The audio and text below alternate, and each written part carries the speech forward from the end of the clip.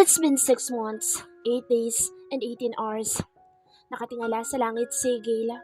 Binitawan na niya ang modeling career niya at hindi na nag-renew ng contract kahit anong pilit ng manager nila ni Marco. Galit na lang talaga kasi ang papa niya. Nagbigay ito ng ultimatum na kapag meron pa lumabas na magazine na siya ang cover at naka-brat panty lang daw, ay magkalimutan na daw silang mag-ama. Siyempre ayaw niya iyon. Iniwan nga niya ang trabaho niya bilang agent para sa magulang niya.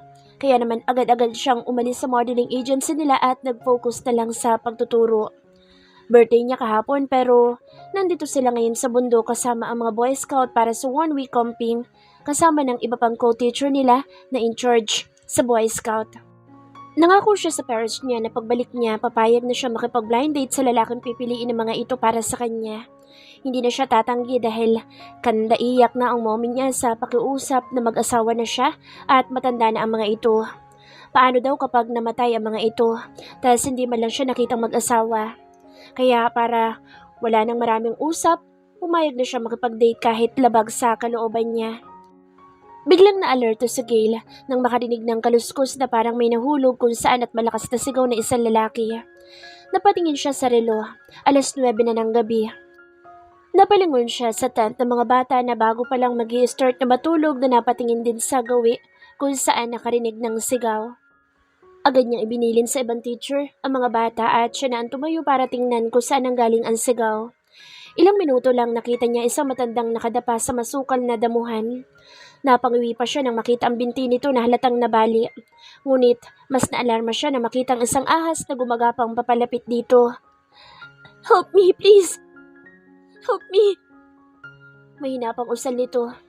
"Don't move, sir. There is a deadly snake heading towards you. Can you trust me and close your eyes?"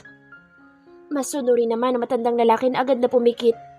Mabilis naman binunot ni Gayla ang dalang baril mula sa likuran niya at pinaputukan ng ahas.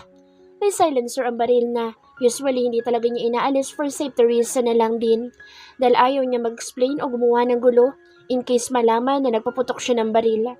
Sa pulang ahas sa ulo kaya agad na siya lumapit sa matanda at tinulungan itong humiga ng patihaya. Napasigaw pa ito ng bahagya sa sakit. Agad niyang hinubad ang suot na t-shirt gamit ang army knife. Pinunit-punit niya iyon. Naganap siya ng mga kahoy na pwedeng gamitin pang first aid sa binti ng matanda. Nakasando na lang siya, na itim, at nakita niyang sa dibdib niya nakatingin ng matanda kaya napailing na lang siya. "Tay, ang mata niyo po. May baril po akong dala. Baka mangat ang kamay ko. Kayo rin." Pananakot pa niya rito. Tumawa naman ang matanda habang napapangiwi. Maingat na kinabitan ni Gail ng kahoy ang binti nito. "May nakapagsabi na ba sa iyo na napakaganda mo sa liwanag ng buwan? May nakapagsabi na rin po ba sa inyo na ang tanda niyo na, bolero pa kayo? Si Teresita ang aking namayapang asawa. Napakaganda rin niya sa liwanag ng buwan." Malungkot na wika ng matanda na nakangiwipan tumingin sa langit kung saan kita ang maliwanag na buwan. "Teacher Gail! Teacher Fidel, tumawag po kayo ng tulong. Kailangan ni tatay na madala sa ospital. He got injured." Utos niya sa isang teacher na may dala ding flashlight. "Tay, kailangan natin pumunta ng campsite namin. Malapit lang dito iyon. Kaya niyo po ba tumayo?" Umiling ang matanda. Nag-isip si Gail. Hindi sila pwedeng magtagal sa bahaging iyon ng gubat. Baka meron pang ahas na dumating na hindi nila namamalayan. "Sakay kayo sa likod ko." "Ha? Hindi mo ako Dati po akong army, tay. Batak ang katawan ko sa training kahit babae ako kaya ko po kayo. Di ba may tuwala naman kayo sa akin? Pero iha, ayaw niyo nun? Makakachansin kayo sa akin? Hindi naman ako manyak, iha. Accident.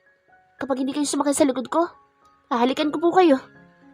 Biro na lang ulit ni Gayla. Wala nang nagawa ang matanda kundi pumayag sa kanya kaya naman nakarating sila sa campsite. Medyo hinihingal pa si Gail dahil kahit pala matanda na ito, ay labis pa ring mabigat. Ilang minuto lang ay dumating na ang taga-rescue. Siya na ang sumama sa matanda sa ospital dahil hindi daw nito maalala ang pangalan at kung taga saan. Pero base sa suot nito, mukhang hindi naman ito palaboy o simpleng tao lang dahil puro branded ang mga kasuotan nitong pang-hiking. Wala itong dalang ID o kahit na ano pa mang pagkakakilanlan. Inala ng mga doktor baka meron itong Alzheimer's disease. Marahil nag-hiking daw ito nang atakihin ng sakit at napahiwalay sa grupo. Ngunit wala pa raw natatanggap na report ang pulis para sa missing person. Kaya hindi niya ito magawang iwan dahil nag-aalala siya dito dahil baka kung paano pa ito. Sandali muna siyang nagpaalam sa nurse at nag-iwan ng idea. Kailangan muna niyang bumalik sa campsite para kumuha ng gamit niya. Baka matagalan ang matanda sa ospital. Wala itong makakasama kaya siya muna ang pansamantala magbabantay rito. Ay, intayin niyo ako ha. Babalik ako. Kukuha lang ako ng gamit sa campsite. Paalam pa niya sa matanda. Nasa pinto na siya nang tawagin siya ng matanda para itanong ang pangalan niya. Gail, Belmonte po. Bagay na bagay kayo ng anak ko. Tumawa na lang siya. Tumango sa matanda saka umalis. Saglit lang nagtagal sa campsite si Gail para kunin ang mga gamit niya ngunit pagbalik niya sa ospital, wala na ang matanda. Kinuha na daw ito ng pamilya nito. Kahit papaano nakahinga siya ng maluwag na kasama na nito ang pamilya. Marahil nakaalala na ito kaya nakauna ng pamilya nito. Ma'am Belmonte! Sigaw na tawag na isang nurse na tumatakbo. Nasa may entrance na siya ng ospital at nag-aabang ng masasakyan nang lapitan siya ng nurse na hinihingal pa. Nalimutan ko pong ibigay sa inyo ito. Iniwan po ito na pasyente na kasama niyo kanina. Nagbilin po siya na ibigay ko daw po ito sa inyo. Siya na lang daw po ang babawi niyan sa inyo kapag magaling na ang binti niya. Napatingin siya sa kamay kung saan nilagay ng nurse ang isang kwintas na may pendant na singsing. White gold ang singsing na merong maliliit na diamond ang buong palibot. Sa loob ay may numerong naka-engrave na parang petsa. Napangiti pa siya dahil birthday niya iyon.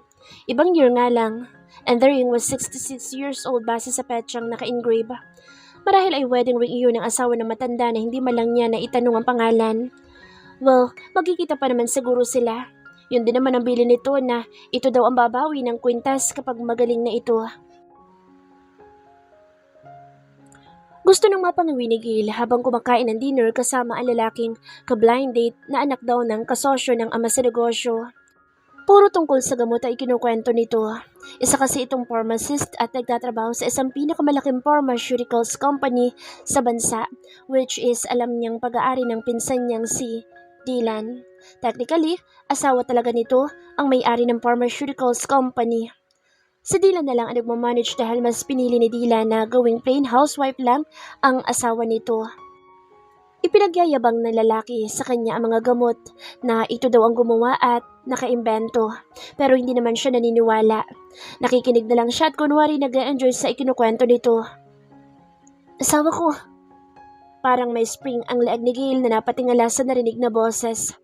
Halatang nagulat din si Sixto na nagpapalipat-lipat ng tingin sa kanilang dalawa ni Kiefer.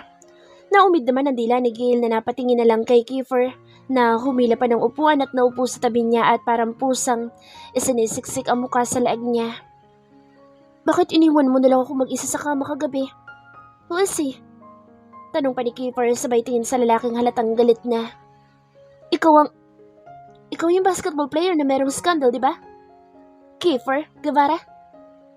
Nito na tiningnan pa ng masama ang binata. Sikat pala ako, asawa ko. Bale walang baling, muli ni Kiefer kay Gail.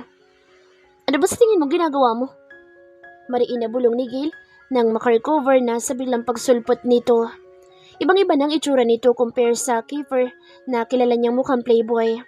Ngayon mukha na itong seryoso sa suot na coat and tie. Nalingat lang ako na ikapag-date ka na agad sa iba. Paano kung buntis ka na? Gustong matawa ni Gail sa ginawa ni Kiefer. What the hell is this, Gail? Are you playing with me? I'm sorry. No, you're disgusting. Ani Sixto, saka tumayo. Akman tatalikod na ito para mag-walk out nang mabilis na pigilan ito ni Gail. What did you just said?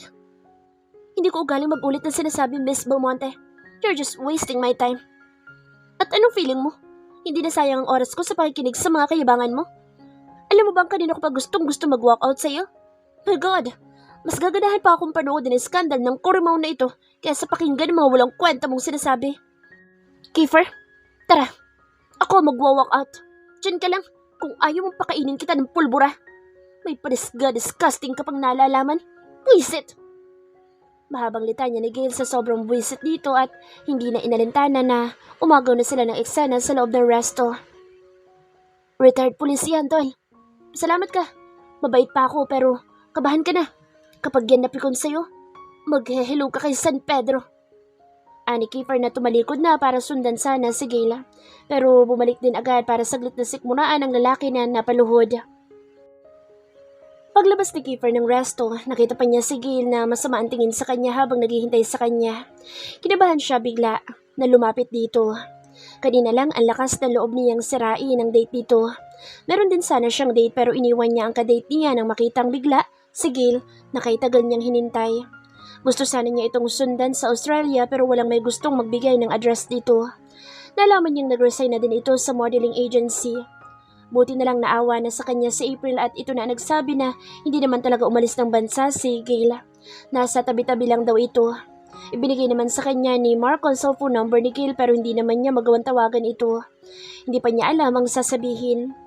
Bukod kay April, wala pang babaeng nag-reject sa kanya at alam niyang kapag ipinilit niya ang sarili kay Gail, ramdam niyang paulit-ulit lang siyang i-reject nito dahil kay April. Alam kasi nito na mahal talaga niya si April. At alam naman iyon ni April. Yun nga lang, hindi nito alam na hanggang sa kasalukuyan, laman pa rin ito ng puso niya ngunit hindi na iyon tulad ng dati dahil si Gail na lang lagi ang iniisip niya kung paano patutunayan dito na seryoso siya sa pag-aalok ng kasal dito. Lalapit ka ba dito? O babalian kita ng buto dyan sa kinatatayuan mo? Napakagatlabi si Kiefer na lumapit dito. Nagugutom ako. Samahan mo akong kumain ng street food malapit sa kondo ko. Nakita ni Gail ang pag-aliwalas ng ngiti ni Kiefer. Bakit ka nakikipag-date? Tanong ni Kiefer habang kumakain sila ng balot. Ang dami nitong in-order na iba't ibang klase ng street food at nasa isang mesa sila ngayon na nilalantakan ng street food. Mas masarap pa ito kasi dun sa steak na in-order na impacto na yun. Ani Gail na nginunguyang isinubong balot. Kung hindi mo siya gusto, bakit sumama ka pa sa kanyang makapag-date? Siya ang gusto nila, mommy. Ipakilala mo ako sa parents mo para ako nila magustuhan nila. Nagawa mo na bang utos ko? Nasabi ko na kay Marco, pero hindi na kailangan sabihin pa kay April dahil hindi naman na importante yun sa ngayon. Ang future natin dalawang importante. Buwasan mo pagkain ng balot. Matanda ka na, baka taasan ka ng dugo. Madala ka pa sa morgue. Yun na nga eh. Matanda na tayo pero parehas pa rin tayong single. Don't you want to bear a child with me? Muntik na masabit si Gail habang umunguya naman ang isaw. Mabilis naman binuksan ni Kiefer ang beer, inka na binili nila kanina at iniabot iyon sa dalaga. Balak mo ba akong lasingin? Tanong pa ni Gail na halos maubos niya laman ng lata bago nakarecover. Oo, may masama kasi akong balak sa'yo. Hindi ko madala sa santong pakiusapan eh. Dadaanin na lang kita sa santong paspasan. Natawa naman silang parehas habang kumakain. Feel na feel mo rin naman na papayag ako sa balak mo, ano? Tanong ni Gail. Hindi naman ako nagpapaalam. Umiga ka lang, ako nang bahala. Tuluyan ang natawa si Gail sa kabaliwan ni Kiefer. Kakalain mo? Namiss pala kita? Pag-amin ni Gail na pinapapak naman ang pritong atay ng baboy, habang si Kiefer naman ay tumusok ng kwek-kwek after nitong maubos ang 3 balot. Ikaw lang itong pinagtataguan ako eh. Samantalang ako, halos hindi na makatulog kakaisip kung saan kita hahanapin. Natitigang na ba ngayon ang isang tulad mo? Malalaman mo kung papayag ka sa gusto ko. Pwede bang mag-isip muna ako? Tanong naman ni Gail na pusit naman ang pinapapak. Huwag ka na mag-isip. Pananagutan naman kita. Wala ka na makikilalang tulad ko. I'm one of the best choice. Am I only an option? Wala sa loob na tanong ni Gail. You will never be an option because you already feel the missing piece in my heart. Napangiti si Gail. Bakit parang nahihirapan ata akong i-resist ka ngayon, Kiefer? Then, stop resisting me. Nagkatitigan na lang sila ni Kiefer. Sa elevator pa lang, mainit ang halikan nila ni Kiefer na parang wala nang bukas. Ganito siguro talaga kapag nasabi ka ng husto. Ramdam na niya ang matigas na bagay na iyon na sadyang ipinadadama sa kanya ng binata. Muntik pa silang ma-out of balance. Nang paglabas nila ng elevator ay bahagya siyang itinulak ni Kiefer palabas. Gusto nang matawa ni Gail na para sila mga tangang nagpagulong-gulong sa pader nang makarinig sila bigla ng tikhim na malakas. Dahilan para magulat si Gail at malakas na naitulak si Kiefer na bumagsak sa flooring. Grabe Kiefer, kulang na lang, isubo mo ang kalahati ng mukha ni Gail. Natatawang wika ni April habang si Marco naman ay nakangising pinatay na ang cellphone na mukhang kinuhanan pa sila ng video. Pulang-pula ang mukha ni Gayla. Sa buong buhay niya, pakiramdam niya ngayon lang siya napahiya ng husto. What the hell are you doing here? Takang tanong ni Kiefer nang nasa loob na sila ng kondo ni Gail at napapangiwi itong hinihilot ang balakang na nasaktan. Ikaw ang bakit nandito? Tanong ni Marco nang maupo sa tabi ng kaibigan. Maglilinis sana ako ng tubo. Kaso lang, may mga epal na nilalang na umabala sa plano ko. Bakit? Marado na ba? Balita ko, good boy ka na daw ah. Mukha ka ng kagalang-galang na playboy. Biro ni April. Pagmumugin mo nga ng holy water yung asawa mo, ang hali ng bibig. Ngibit ni Kiefer na iiling-iling. Noon na lang lumabas, sigil na may dalang tray na may lamang mga kape. Ang dami madadaan ng cafe dito. Dito pa talaga kayo dumayo ng pagkakape? At dito din kami matutulog kaya better luck next time, dude. Ano akala niyo sa kondo ni Gail? Hotel? Bulalas ni Kiefer na parang shock na shock sa sinabi ni Marco. Ano bang pakaalam mo? Hindi kayo pwede dito. Doon kayo sa hotel ko. Kahit ilang days pa kayo mag-honeymoon doon. Hindi ko kayo pipigilan. Ani Kiefer. Libre ba, Kiefer? Tanong naman ni April. Kapal naman ang mukha mo. Negosyo ang pinamamahalaan ko, hindi charity. Hindi mo ako madadaan sa paganda mo. Hoy, Marco, ang asawa mo'y napakakuripot. Mukha na yung libre. Kukuta yan sa akin. Ani Kiefer, sabay iiling-iling. Can I stay? Sumamo pa ni Kiefer habang pigil-pigil ang pinto ng kondo na sumara. No, wala kang tutulugan dito. Mariin na tura ni Gail. Ang laki ng kama mo. Kasyang-kasya tayo. Aray! Daing pa ni Kiefer na sa puong usong tinampal ni Gail sabay lingon sa loob ng kondo. May sanib ako ng ala kanina. Kaya nagpatangay ako sa kalandian mo pero ngayon, patino na ulit ang takbo ng utak ko. Ilabas mo lang sa iba yung init ng katawan mo. Gail naman. Promise, tulog lang. I just wanna feel you beside me. Tumaas ang kilay ni Gail. Ano naman tingin mo sa akin? 5 taon na bata? Umalis ka na. Kota na ako sa kahihiyan dahil kanina. Hintayin mo muna ako malasing o masiraan ng ulo bago ulit ako makipagsak sa'yo. Tsupe! Taboy pa ni Gail, sabay sarado ng pinto at bumalik sa sala at hindi na pinansin ang sunod-sunod na katok at tawag ni Kiefer sa labas. Hindi ko alam kung nagpapa-hard to get ka lang ba o sadyang hindi mo bet si Kiefer. Ani April. Napabugan ng hangin si Gail. Pwede bang both? Tamad na sagot na lang ni Gail saka sumalampak ng upo sa sofa. Maloko si Kiefer, Gail. Pero enough, Marco. Ani Gail sabay taas ng kamay. Hayaan mo na lang muna ako. Sa ngayon, nawiwindang pa talaga ang buong sistema ko sa kanya at hindi ako makapag-progress ng maayos kakaisip sa kurimaw na iyon. At kayong dalawa? Bakit nandito na naman kayo? Pag-iiba na lang niya sa usapan. Hindi naman totoong dito kami matutulog. Uuwi din kami. Dumaan lang kami dito para ibigay ito. Mula sa bag ni April, inabot nito sa asawang isang ticket. All-star game namin sa Wednesday. Baka gusto mong manood para may kasama si April. Ani Marco. Inabot naman ni Gail ang ticket. Meron kasing pag-game ang management sa audience. Audience shooter para sa 3-point shot. 1,000 per ball. Sayang, ikaw ang una ko naisip para sa women division. Tumaas na naman ang kilay ni Gail. Ano na mga akala mo sa akin? Naghihirap?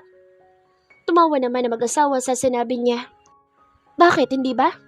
I heard, bala ka ng itakwil ni Tito Greg dahil ayaw pong mag-asawa. Napangiwi si Gail. Kaninang umaga talaga namang pinaulanan siya ng ama ng katakot-takot na sermon. Nagbanta pa talaga ito na itatakwil na siya kapag hindi pa siya nag-asawa this year. Si Kiefer na ang sagot sa problema mo. Ani April. Ikaw, bakit hindi mo nagustuhan si Kiefer noon? Biglang tanong ni Gail. Nagkatingin na naman si April at Marco. Simple, dahil hindi mo magugustuhan kahit kailan ng isang tao kung meron ang nagmamay-ari ng puso mo. Ikaw, bakit hindi mo magustuhan si Kiefer? Hindi ka nalugi kung tutuusin sa kanya. Simple lang din, dahil hindi ako pang option o pang rebound lang. Pairap na sagot ni Gail. Natawa naman ang mag-asawa. Iniisip mo na option o rebound ka lang dahil sa akin? Lalo naman tumaas pa ang kilay ni Gail. Alam mo, malakas din talaga ang saltik mo. Nasa lahi niyo rin talaga. Ani April. Sinali mo na naman ako. Ani Marco. Huwag kang praning, Gail. Kahit kailan, hindi ka naging option para kay Kiefer dahil hindi naman naging kami at hindi rin naman siya nakapanligaw sa akin noon. Tura ni April. Nagkaroon ng mga serious relationship si Kiefer. Pinakamatagal na 1 buwan. Dugtong ni Marco na bagyang tinawanan ni Gayla. Serious na pala kay Kiefer ang 1 month. Akala pa naman niya umabot ng 1 year. Yung babaeng nakalagay sa files nitong serious girlfriend. Yun palang 1 month lang. Playboy, womanizer, chick boy. Call him anything you want. Pero kahit kailan hindi yan naghabol sa isang babae. Komento pa ni Marco. So? Mataray naman yan tugon. Ikaw lang hinabol niya at ginustong pakasalan. Ani Marco. Wow ha? Kailangan ko bang kiligin? Oo naman. Ani April. Wala ka lang bilib sa sarili mo. Come to think of it. Sige, sabihin na natin na ako ang first love ng kurimaw na iyon. Tingin mo, papayagan ba niya si Marco na maging asawa ko kung mahal talaga niya ako? Gaya ng paniniwala mo? He just... Nagparaya siya kasi ganoon ang wagas na pagmamahal. Mabilis na sansala ni April na natatawa. Pwede ba, Gail? Huwag ka masyadong romantic. Nandoon na tayo sa point mo. But the fact is, bakit hindi mo siya bigyan ng chance na patunayan sa'yo na this time, he's dead serious about you?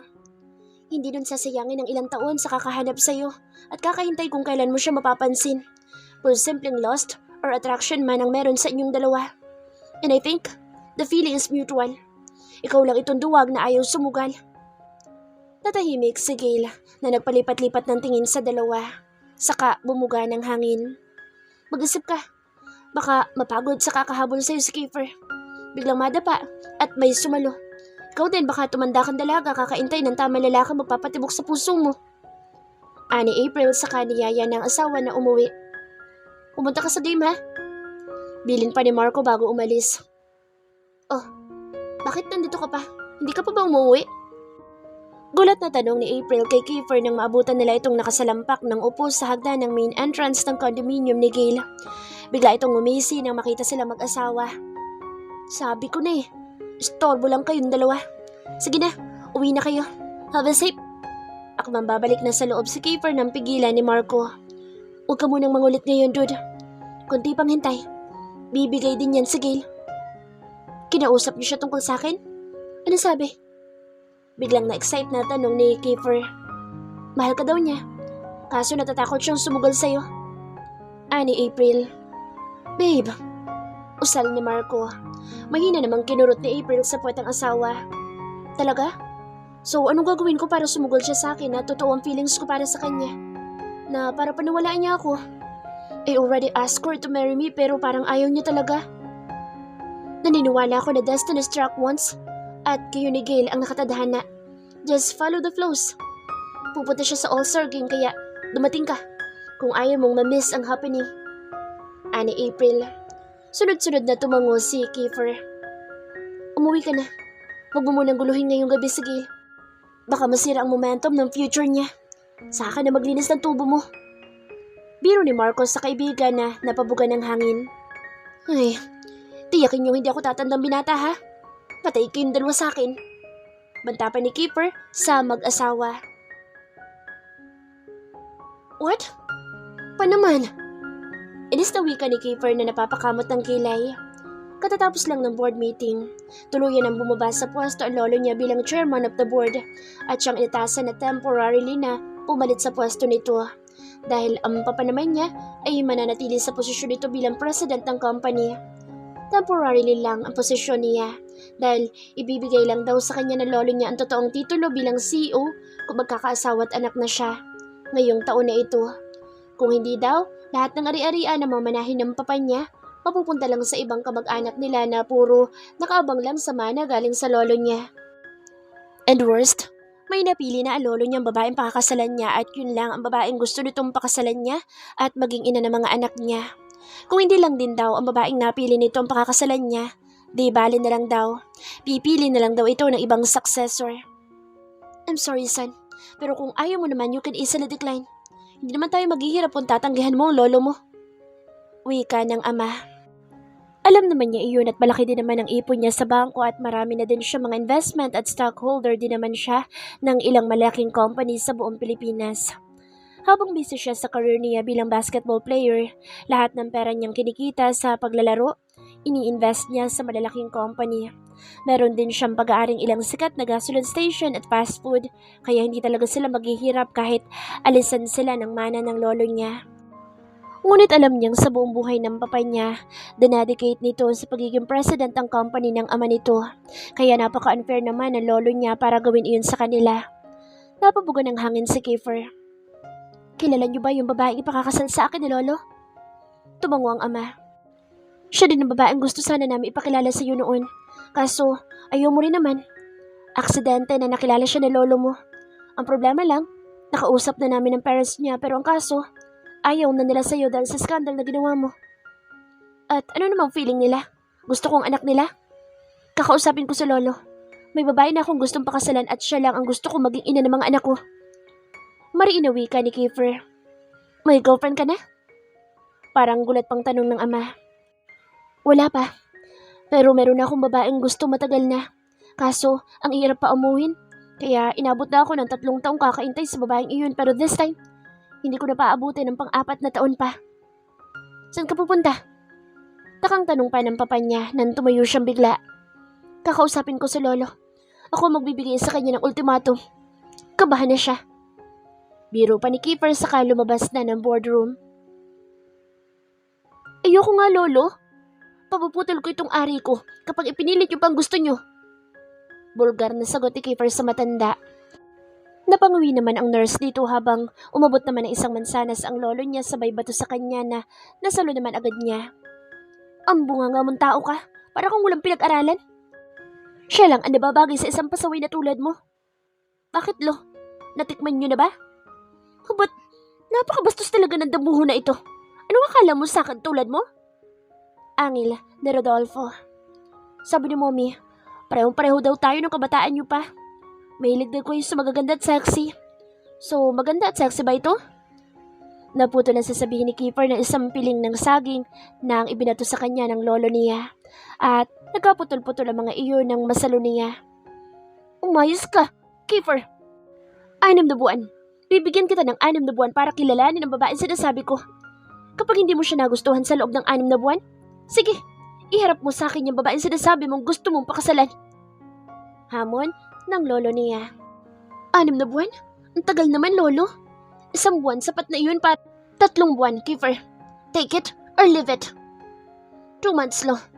Take it or leave it. Deal. Mabilis na sagot ng lolo niya na parang sure na magugustuhan niya ang babaeng gusto nito. Bakit parang ang bilis niyo naman pumayag, lo? Nakakapanibago. Ngumisi si Rodolfo.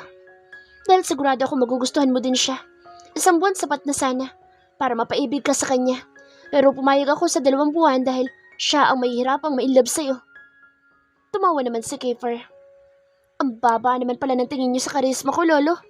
Let's make another deal. 2 months. Kapag hindi ko napaibig ang babaeng sinasabi niyo, fine. Pakakasalan ko lahat ng babaeng maibigan niyo. Pero oras na napaibig ko siya, pakakasalan ko naman ang babaeng gusto ko at di kayo makikialam. Ngumisi ang matanda. Let me represent iyo.